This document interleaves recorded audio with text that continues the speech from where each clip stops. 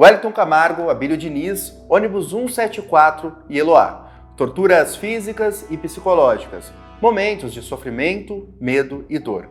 Os sequestros podem ocorrer em qualquer lugar e a qualquer hora. Nem sempre é alguém com muito dinheiro, mas aquele que satisfaça o objetivo criminoso de subjugar alguém para uma série de crimes. Como os sequestradores agem no Brasil? Quais são os diferentes tipos de sequestros praticados em nosso país? Veja agora no Casos de Polícia.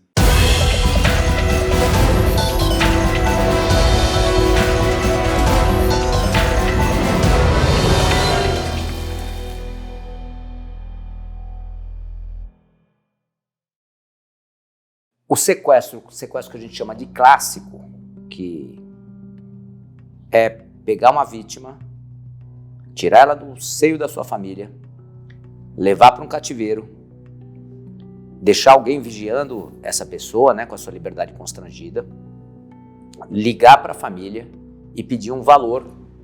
O valor pode ser simbólico, 1 milhão, 5 milhões, e manter essa pessoa sequestrada por dias.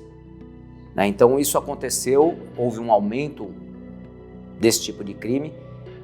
Em 2001 nós tivemos quase 400 casos desse tipo de crime, que é os sequestros clássicos, E aí foi criada a divisão de sequestro. Então a gente assiste esse fenômeno nesse período, especialmente para mim, que comecei a trabalhar na divisão de sequestro. Então, a partir de então, a divisão de sequestro tem a finalidade de diminuir esse fenômeno criminal, que à época aumentou bastante. Quando o criminoso ele está estudando para praticar um crime de sequestro, ele vai estudar alguém que, teoricamente, para ele, vai ter condição financeira de efetuar um pagamento, que é o que ele deseja.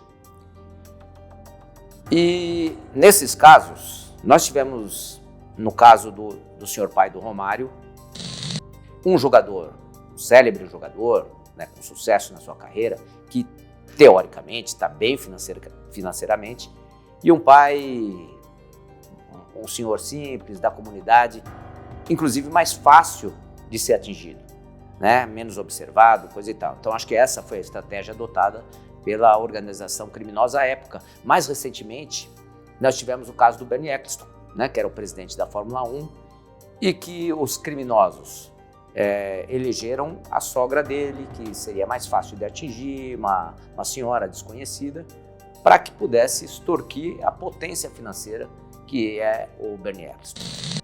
E também é interessante citar, em ambos os casos, os criminosos não tiveram sucesso. No caso do pai do Romário, todos foram presos, e no caso do presidente da Fórmula 1, do senhor Bernie Eccleston, a dona Aparecida foi libertada, e todos foram presos também. Um deles, o mentor, que era piloto da família, inclusive, infelizmente, morreu na cadeia.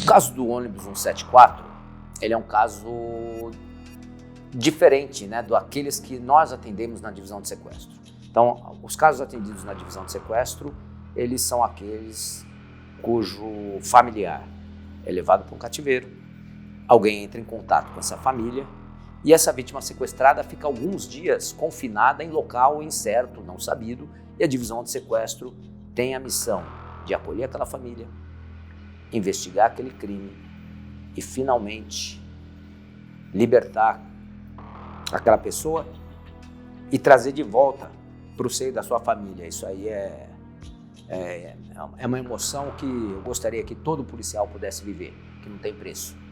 Então essa é a atividade principal da divisão de sequestro. Isso aí e difere bastante da atividade do ônibus 174, de casos que são de reféns localizados.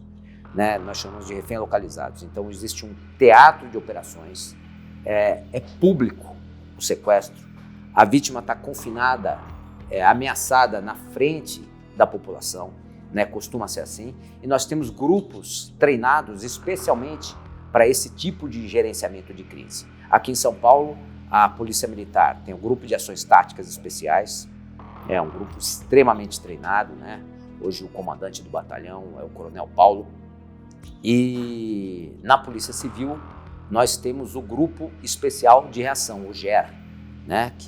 Cujo delegado Alexandre Pinto Oliveira é o supervisor, também treinado especialmente para essas ações, né? E essas ações, elas envolvem, eventualmente, a própria imprensa, que, né, dentro daquele teatro de operações, também se aproxima, filma o que está acontecendo. Então as coisas se dão ali ao vivo para que todos observem, né? O caso do ônibus 174 teve um desfecho infeliz, mas esses grupos normalmente atuam nessa tensão, né? Inclusive com atiradores de elite para ações, tiros de comprometimento. O crime de sequestro começou a se popularizar no Brasil a partir do que era chamado sequestro relâmpago. Uma quantia razoável de dinheiro era solicitada pelos criminosos a vários contatos de uma única vítima. E o relâmpago, como o próprio nome diz, ele é muito mais célere, né? Quando ele surgiu, então as vítimas normalmente estavam paradas na via pública, dentro dos seus veículos. O sequestrador observava que ocasionalmente aquela pessoa estava dando oportunidade de ser sequestrada e aí mantinha aquela pessoa dentro do veículo e fazendo subtrações nos seus cartões bancários, né? Então um ficava dentro do veículo, dois homens dentro do veículo e um ou dois iam fazer as movimentações financeiras nos cartões, nos caixas eletrônicos, né? Então aí veio o sequestro relâmpago, né? Então é um sequestro muito mais célere, mas que também a vítima é mantida com a sua liberdade restringida para que o criminoso consiga obter alguma vantagem financeira. A divisão de sequestro foi criada para combater o sequestro clássico e isso vai se desenvolvendo ao longo dos anos até 2007, 2008, por volta de 2010, mais ou menos, a gente começa a enfrentar esses sequestros que no mundo são chamados de sequestros express, né? E aqui a gente tem como sequestro relâmpago. Então, dentro da divisão de sequestro também é um fenômeno novo para nós, né? Então a gente faz projetos pilotos de como investigar esse crime. A gente está indo no apoio das viaturas de força tática. Uma das viaturas aí avistou um veículo, foi tomado de roubo com a retenção da vítima. A vítima está no interior do veículo e a viatura de força tática está acompanhando. Vamos ver se a gente consegue encostar no apoio da ocorrência aí. Eles estão próximos. E parece que o veículo está ocupado por dois homens, foi tomado de vítima uma mulher e seu filho. Um Fiat Palio Siena, na cor escura aí. Eles estão próximos, estão acompanhando, vamos ver se a gente consegue encostar no apoio para conseguir maiores dados. Total, indivíduo abordado aí, as viaturas sem estabilidade, encostar no apoio sem estabilidade. Bateu no poste aqui, ó. Tá vendo aqui do lado aqui, ó? Ele entrou entre o poste e a calçada ali, ó. Ó, um ali, ó.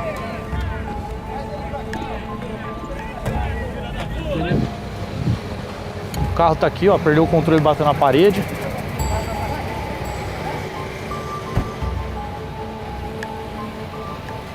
E aí, Miranda, você que tá acompanhando esse QRU aí?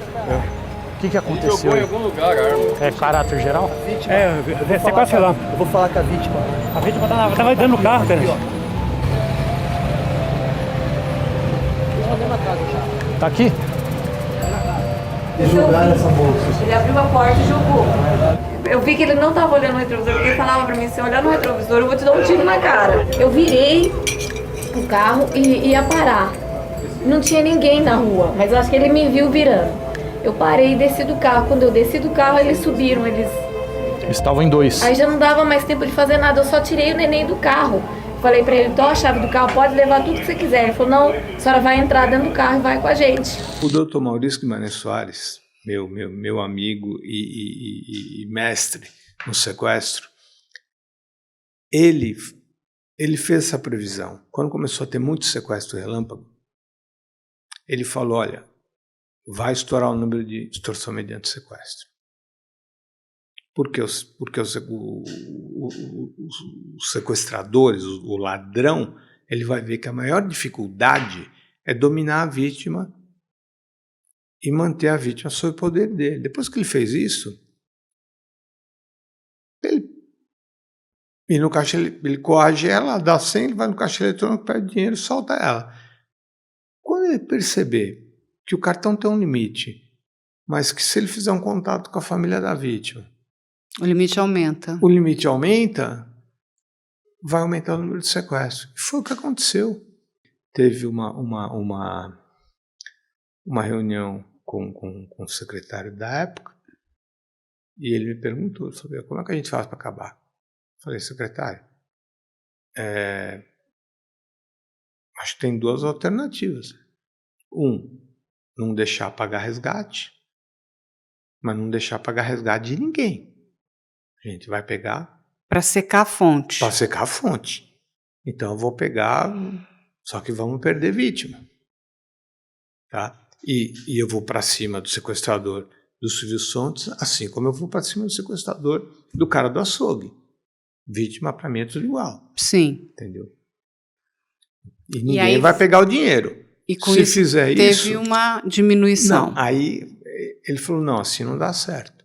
Falei, então é o caminho que o senhor adotou, que é montar uma divisão. Para a gente coordenar isso. A gente vai treinar, vai difundir o que hoje 2 caras fazem, a gente vai difundir para 10 caras fazerem. O que hoje 20 tiras fazem vão ser dos 150 tiras fazendo. A gente vai ter uma resposta a longo prazo e vai acabar com o sequestro. E foi o que a gente fez. Até mesmo crianças são vítimas desse crime hediondo. Elas podem ser raptadas para diversas finalidades, desde extorsão de familiares, adoção ilegal, até a exploração sexual infantil. O caso do pequeno Ives Zota foi um dos mais emblemáticos do nosso país e chocou o Brasil em agosto de 1997. Foi o pioneiro de abrir a primeira loja em São Paulo de R$1,99, que era preço único. Foi um sucesso muito grande e onde que transformei todas as minhas lojas em 45 dias no preço único. Nisso aí, os 3 que trabalhavam na minha loja, não só na minha loja, como que eles eram policiais militares, eles trabalhavam com outros comerciantes. E eles viram aquele movimento muito grande o dia inteiro, né? E acharam que eu estava milionário. O que chama a atenção é que quando o motoboy começa a falar da dinâmica do crime, ele diz que ao se deslocar para a casa dele com a criança, no meio do caminho ele encontra com o Paulo de Tarso. E é nesse momento que o Ives reconhece o Paulo, falando, você é o... Ele não fala nem polícia, ele fala o guarda. Usa um termo assim de criança. Ah, você é o guarda do papai. E o cara fala, é uma brincadeira de polícia e bandido, mais tarde o seu pai vai te buscar em casa. Esse motoboy estaria com a mulher e a filha na casa, elas sairiam. Ele dopa a criança, pergunta para ela se ele quer tomar um tipo de achocolatado, ele fala que sim, e pede até como ele quer, se quer quente ou se quer frio, e coloca remédio para dormir. O menino dorme, eles trocam a roupa do menino e eles põem o menino, fazem uma cova rasa, colocam o menino na cova, efetua 2 disparos, com detalhe, com silenciador. É importante ressaltar que há uma diferença entre sequestro e cárcere privado. No sequestro, a vítima tem maior liberdade de locomoção, apesar das circunstâncias do crime. Já no cárcere privado, ela fica submetida a uma privação de liberdade em um cômodo fechado, um cativeiro. Foi o que ocorreu no trágico caso de Eloá em outubro de 2008. Os fatos se deram, eles tiveram início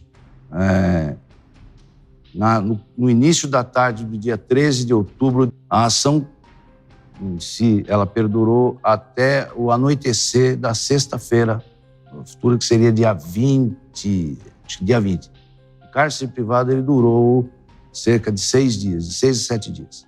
O primeiro contato foi através da própria Polícia Militar, uma vez que policiais em patrulhamento teriam sido acionados pelo pai, salvo ledo engano, do Iago, uma vez que o menino estava desaparecido já há várias horas e a família buscando contato. O que a família sabia na época é que tanto ele quanto os outros 3 integrantes do grupo escolar se dirigiriam à casa da Eloá para realizar um trabalho escolar.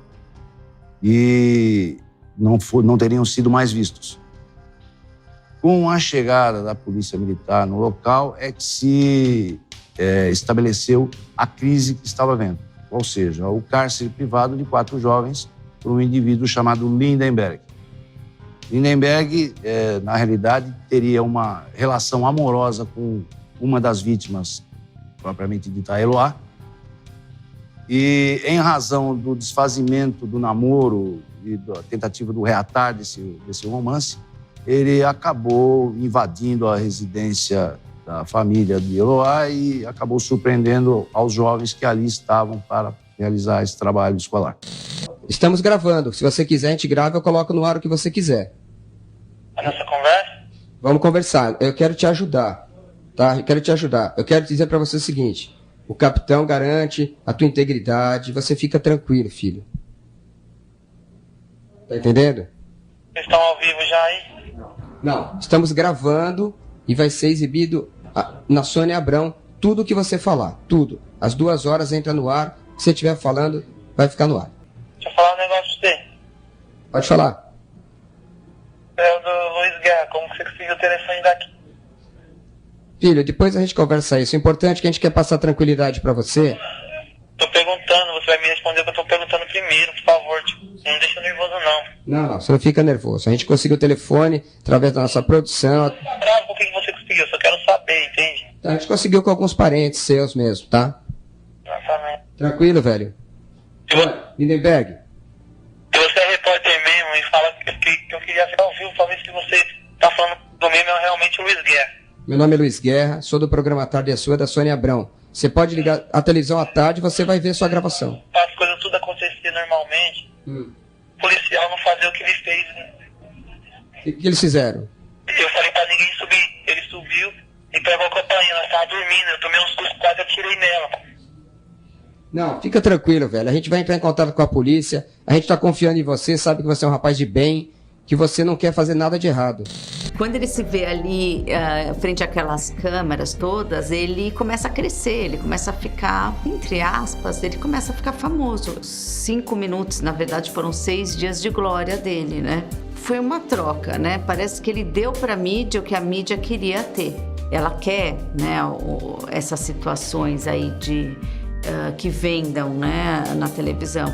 E ele deu para ela o que ela estava precisando. Então foi uma troca mesmo, né? Inconsciente, claro, né? E talvez se não tivesse tanta exposição, ele teria terminado esse cárcere mais cedo, né? Não teria durado 6 dias. Alô? Oi, Eloá, Luiz Guerra da Sônia Abrão, tudo bem? Quem tá falando? Luiz Guerra, repórter da Sônia Abrão, tudo bem com você? Tudo. Querida, como é que tá aí? Tá tudo tranquilo? Tá tudo tranquilo. Eu quero almoçar. Você quer almoçar? Tô fraca. Fica tranquila, eu conversei com o Lindenberg, a gente vai conversar de novo. Ele tá te tratando bem? Tá me tratando bem. Então confia nele, passa tranquilidade. Olha, você tá precisando mandar um recado pra sua mãe, alguma coisa? Eu queria saber como ela tá, como meus familiares estão. Tá tudo bem com eles, tá tudo tranquilo. Um beijo pra minha mãe e pro meu pai. Pode fazer uma... Com eles. Pode falar de novo, mande um beijo de novo. Eu queria falar pra minha mãe que eu amo ela. E meu pai também. Eu amo eles. Fica tranquila, vai conversando com o Lindenberg, ele tá disposto a terminar numa boa isso, querida. Falou que vai me liberar. Ele vai te liberar, fica tranquila, pense em Deus, vai fazendo oração. Eu já orei muito já, eu tenho certeza que Deus não vai deixar assim, vai dar tudo certo. A publicação, nesses casos, ela tem que entender todo o cenário para não comprometer a vida daquela pessoa que é mantida como refém. Então é uma responsabilidade muito grande, né? Então, se a imprensa está publicando, e de fato isso vai acontecer nesse cenário, né? No ônibus 174 aconteceu, em outros casos conhecidos, cuja vítima era mantida como refém, aconteceu também. E aí tem uma grande responsabilidade, né? Porque eventualmente, dependendo do que for divulgado, o criminoso ele vai estar observando. Então, o criminoso lá dentro, se ele tem uma televisão, ele vai estar podendo observar algumas ações estratégicas adotadas pela polícia. Isso pode gerar um impacto fatal naquele ambiente. Então, é outra responsabilidade da imprensa que ela tem que se posicionar da maneira mais adequada, né? Então, é uma situação de risco muito grande. E quando a gente fala em risco à vida, todos são responsáveis para que a gente diminua esse risco, né? Não só os policiais, mas todos os envolvidos, inclusive a imprensa, que tem o dever de transmitir essas informações. Sequestros sempre ganharam muita repercussão na mídia, mas infelizmente os holofotes podem atrapalhar e muito o andamento das negociações e premeditar uma tragédia, como foi no caso de Eloá. Um outro sequestro que mais ganhou atenção da mídia no Brasil ocorreu em agosto de 2001, quando Patrícia Bravanel, filha de Silvio Santos, passou uma semana em cativeiro. Um deles se arrependeu no primeiro dia e foi embora. Eles não estavam entendendo por que eles estavam fazendo isso. Eles ficaram arrependidos de tudo que eles fizeram. Ele pegou e falou pra mim, vai embora, vou te levar pra casa. Aí ele colocou fita nos olhos, colocou no carro. E, doutor Carlos, você trabalhou naquela época áurea dos sequestros. E você atuou no sequestro da filha do Silvio Santos. Sim, da Patrícia. E que, graças a Deus, foi bem sucedido. A Patrícia voltou para casa, mas não foi fácil. Foi uma negociação ali intensa. Ali, Carla, foi um caso. Foi um caso para a gente, foi um marco, tá? Para a Polícia Civil do Estado acabou sendo um marco assim, que quando ocorreu o sequestro da Patrícia, foi em 2001, isso. Ali era a DEAS, a Delegacia Especializada Anti-Sequestro, ok? E eu já estava lá, e eu e o finado Wagner Judice. E o sequestro dela, 3 meses depois, saiu do papel um projeto que era criar uma divisão anti-sequestro, que foi de fato o que ocorreu. Então, por isso que eu falo que foi um marco. Porque muitos sequestros também aconteceram. Muitos sequestros acontecendo, com o sequestro da Patrícia, com a divulgação 24 horas por dia. Sim, filha do Silvio Santos. Da filha do Silvio Santos. O sequestro mais ainda teve um boom. Muita gente fazendo sequestro, como você também mencionou, não só de altos empresários, mas dono de mercadinho. O dono de um açougue que tinha um Gol 0 km era uma vítima em potencial para sequestro. Ponto. Começou a virar esse o horizonte. Entendeu? Outra modalidade de sequestro está ligada diretamente ao crime organizado e aos tribunais do crime. Em setembro de 2024, uma família de 3 irmãos de Porto Esperidião, em Mato Grosso, foi arrebatada com outras 2 pessoas por terem feito um gesto que foi interpretado como alusão a uma facção rival à dos sequestradores. As investigações não mostraram nenhum envolvimento da família com qualquer organização. Ainda assim, 2 irmãs foram brutalmente assassinadas. Essa questão do sequestro ligada às facções, às organizações criminosas, são diversos motivos explicam. O primeiro deles, o principal, é que esses grupos criminosos eles atuam de forma multifacetada. Eles praticam crimes diversos, na verdade, atividades ilícitas de todo gênero, não só crimes, mas também, às vezes, ilícitos, civis mesmo, mas a ideia é a capitalização. A principal fonte de renda é o tráfico de drogas? Sim. Mas outros crimes, né, contrabando, descaminho, o furto e roubo de veículos, né? Aqui especificamente na fronteira do Mato Grosso, a gente tem é muito comum o furto de veículos para serem levados até a Bolívia. E lá eles trocam em dinheiro, ou em drogas, ou em armas, né? E a questão do sequestro, ela pode ter essa finalidade de uma extorsão, né? Uma extorsão mediante sequestro. Foi o caso daqui das meninas, no Porto Esperidião. Houve essa intenção, né, daqueles criminosos de extorquir amigos das vítimas, né, um determinado valor para que elas fossem liberadas. Como esse valor não foi integralmente depositado, ou talvez eles não fossem libertá-las de qualquer modo, né, eles acabaram sequestrando e matando essas jovens. A apreensão de drogas e prisões, tráfico e sequestro, tudo isso tem uma relação direta com todos os ganhos que o crime organizado precisa controlar para conseguir sobreviver, para conseguir subsistir. Todas as vezes que a inteligência é alimentada, que os investimentos são feitos, que as parcerias nacionais e internacionais são colocadas em prática para que haja o esvaziamento dessas estratégias, você tem um grande avanço, você tem um grande passo que é tomado em direção a, não eliminação, é claro, mas a uma redução bem drástica do que se refere a tudo que envolve dinheiro para esse tipo de estratégia de crime. Então, é fundamental que haja, sim, essa movimentação, que sequestros, no que se refere à inteligência, consigam ser interceptados, que não haja uma prisão que não seja muito bem desenhada para que juridicamente aqueles criminosos não consigam ter sucesso e possam de alguma forma ser retirados do estabelecimento prisional. Enfim, então tudo se liga, tudo se intercala e tudo faz sim parte dessa estratégia que traz algo nefasto para a sociedade brasileira. Giovana Martins foi outra vítima de sequestro.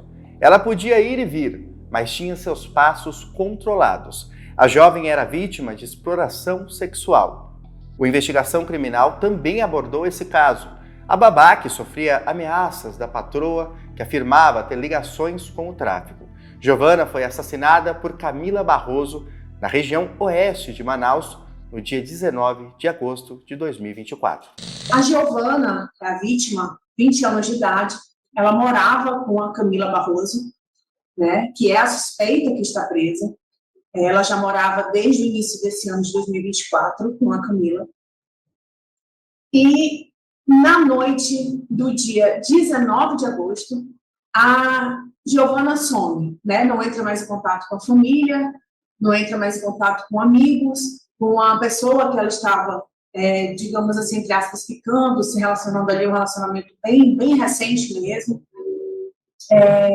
A Camila liga para a mãe dessa vítima no dia 22 de agosto, se dizendo muito preocupada, porque a Giovana havia sumido, não tinha mais voltado para casa, tinha saído na noite do dia 19, não tinha mais retornado, perguntando se ela tinha notícias da Giovana. E ela relata que não tem notícias, que não sabe o paradeiro da filha.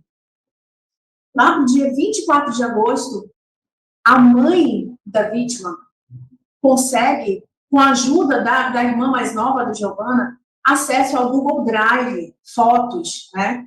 E aparecem 2 fotos da Giovana, com o rosto totalmente cheio de hematomas, escoriações, né? Ela estava, visivelmente, ela foi espancada, né? Algo havia acontecido de muito grave. E a mãe da Giovana liga novamente para a Camila e diz: olha, eu encontrei 2 fotos da minha filha, ela está espancada, ela foi agredida fisicamente, foi torturada, o que está acontecendo? Aí a Camila fala que não sabe de nada e leva a mãe a uma delegacia para fazer um boletim de ocorrência de desaparecimento, no dia 24 de agosto. No dia 25 de agosto, um dia depois, algum momento ali, alguém entra em contato com a família dessa vítima, a vítima é reconhecida no IML como Giovana Costa. Então, nesse ponto, a gente já tem as suspeitas. E aí começa a aprofundar bastante, é tudo muito rápido, porque o que nos chega? Que, na verdade, a Giovana não era babá da filha da Camila. Na verdade, ela foi com essa intenção, inicialmente pode ter cuidado da criança, seria só essa a finalidade, mas depois ela passa a ser agenciada, né? E, na verdade, não apenas agenciada. Pelo que a gente apurou até o momento, ela era explorada sexualmente pela Camila. Por quê? Ela vivia na casa da Camila, assim como outras pessoas que já passaram por lá. Então, a Camila dizia que ela tinha uma dívida com ela, né? Quando a Giovana tentava sair de lá, ela não conseguia. Porque a Camila dizia, não, eu estou pagando festas para você, eu estou pagando bebida alcoólica, roupas para ir para as baladas. Você precisa trabalhar mais, no caso, realizando programas sexuais, para poder pagar. A gente chegou a uma informação de que seria 40% que a Camila retinha ali do que a Giovana fazia de programas sexuais. A casa dela, então, na verdade, era uma casa, funcionava uma casa de massagem adulta, né? Embora a filha dela, menor, uma criança, também morasse nessa residência. Infelizmente, aí, uma série de situações, né, criminosas. Em uma modalidade mais recente, aplicativos de celular são usados para atrair vítimas. Desde o golpe do amor, que atrai pessoas nos aplicativos de namoro, até o golpe do frete falso, em que criminosos arrebatam caminhoneiros que são atraídos para lugares perigosos em busca de novos fretes. Em 2021, a gente tem um impacto no sequestro.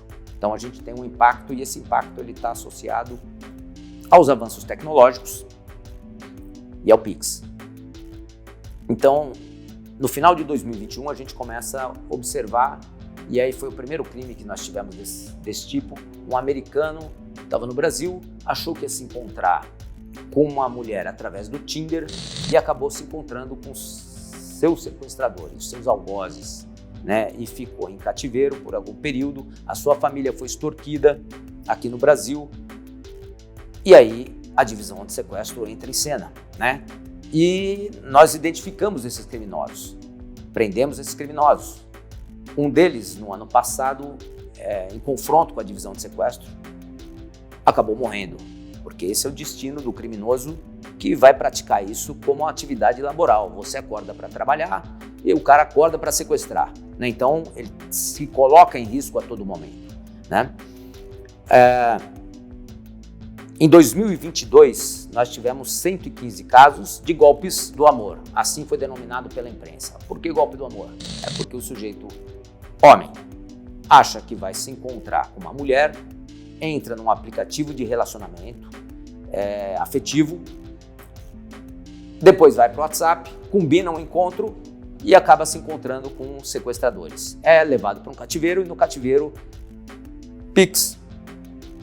A organização criminosa faz movimentações financeiras no celular dessa vítima e, eventualmente, liga para a família e pede para que sejam feitas mais movimentações financeiras, né? Então, a gente viveu isso em 2022, na divisão de sequestro, 115 casos. Em 2023, 49 casos. Em 2024, esse ano, nós tivemos 6 casos. E no final de 2023, a gente começa a observar que caminhoneiros que saem dos seus estados, Goiás, Paraná, eles estavam vindo para São Paulo, especialmente Guarulhos e na zona sul da capital paulista, entrando num aplicativo, achando que iam fazer um frete, né? Então eles trazem uma carga, deixam a carga e daí eles acham que vão pegar outra carga para ir para outro destino, para não perder viagem. E eles chegam lá com um caminhão vazio e são sequestrados. Então esse grupo de criminosos leva o caminhoneiro para um cativeiro, eventualmente fazem movimentações financeiras nos seus celulares ou vão extorquir a empresa que ele trabalha ou a família. Enquanto isso, esse caminhão, ele sai com rota para o Mato Grosso do Sul, Ponta Porã, e Pedro Juan Caballero. Sai do Brasil para o Paraguai, onde ele provavelmente, as investigações estão prosseguindo, mas onde provavelmente ele é legalizado, enfim. Nesse contexto, a gente teve ações específicas em Guarulhos e na Zona Sul. Prendemos vários criminosos, e esses são núcleos de criminosos que são os operacionais, mas as lideranças nós também atacamos. Então atacamos no Mato Grosso do Sul e em Minas Gerais, onde realizamos prisões também. E as ações ainda não pararam, né? Então nós já tivemos uma diminuição bastante efetiva, porque a mensagem que nós estamos dando é o seguinte: o Brasil precisa dos caminhoneiros, e os caminhoneiros movimentam a economia desse país. Então, criminoso, não sequestre aqui em São Paulo, porque se sequestrar aqui em São Paulo, vai em cana. Quem resistiu aqui na Zona Sul foi morto. Medos, incertezas, insônia, insegurança. Muitas são as consequências de um sequestro. O caminho para voltar à vida normal pode ser trabalhoso, demorado e tortuoso. As vítimas de sequestro, elas podem vivenciar esta situação de maneira desconfortável, sofrida e com alguns sintomas, inclusive, por exemplo, físicos, por terem sido colocados em lugares absolutamente indesejáveis, inapropriados, sem higiene, mas que, ao final desse caso, elas retomam suas vidas de maneira absolutamente normal e que restabelecem-se funcionalmente sem nenhum prejuízo. Há uma outra quantidade de pessoas significativas que, depois de sobreviverem, depois de serem resgatadas, depois de saírem desta condição de sequestro, elas podem, tanto de maneira imediata ou até algumas semanas, meses, alguns relatos até ano depois, vivenciarem sintomas absolutamente sofridos, desagradáveis e até limitadores. Essencialmente, o transtorno de estresse pós-traumático, que é um tipo de adoecimento mental iniciado, piorado e limitador de quem passou por uma situação de risco iminente, ou de morte, ou de uma lesão muito grave, ou de uma situação de total insegurança se sobreviveria ou não. No transtorno de estresse pós-traumático, os sintomas mais clássicos são do indivíduo relembrar de maneira intensiva daquela situação, de passar a ter um temor, medo exagerado de estar em qualquer situação que relembre aquela situação, dos sonhos ficarem repetidamente muito desastrosos, e tem um sintoma que chama bastante atenção, que é a chamada reação de sobressalto, que é quando, a partir de estímulos visuais, sonoros, mínimos e diferentes, a pessoa tem uma reação brusca, ou seja, toma um susto.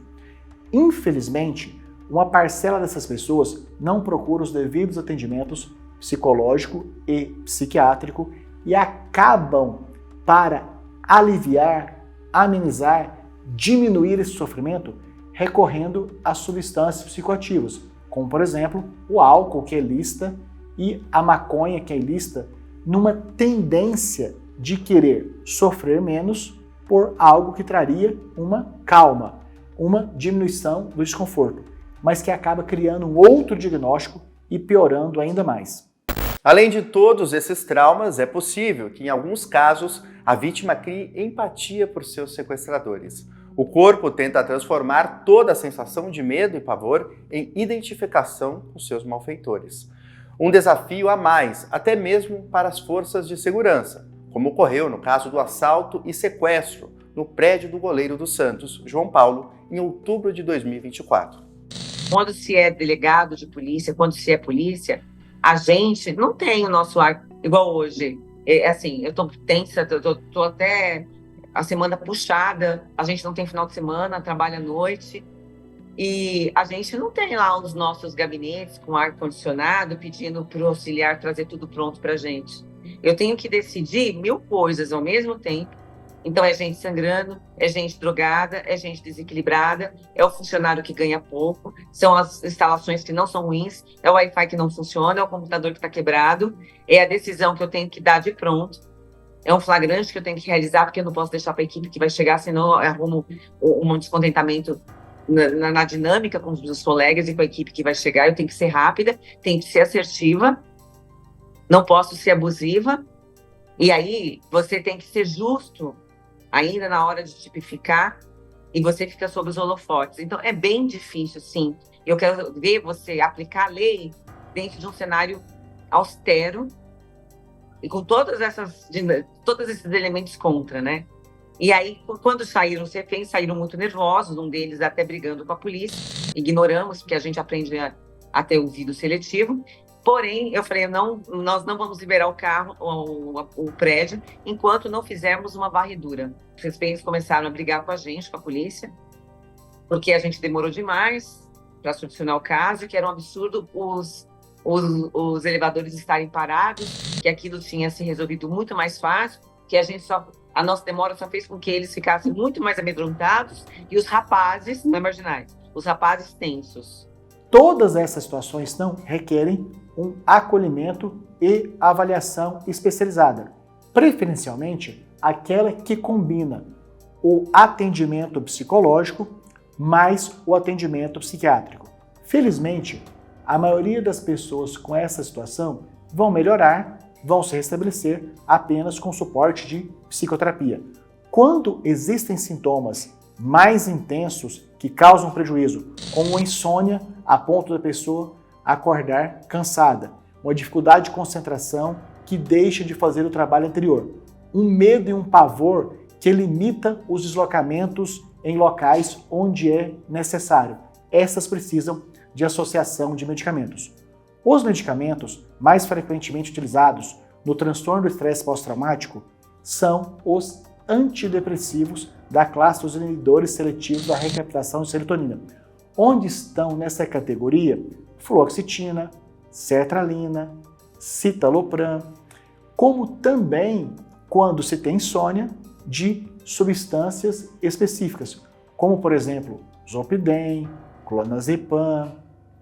E em situações extremas, quando a pessoa passa a ter certezas que não correspondem à realidade, interpretar situações que não têm nenhum risco, como se fossem desencadeadoras ou sinalizadoras de um novo sequestro, nós podemos inclusive usar uma classe medicamentosa da psiquiatria mais incisiva, que é dos antipsicóticos, que tem a finalidade de restabelecer a qualidade do raciocínio, do pensamento, da interpretação.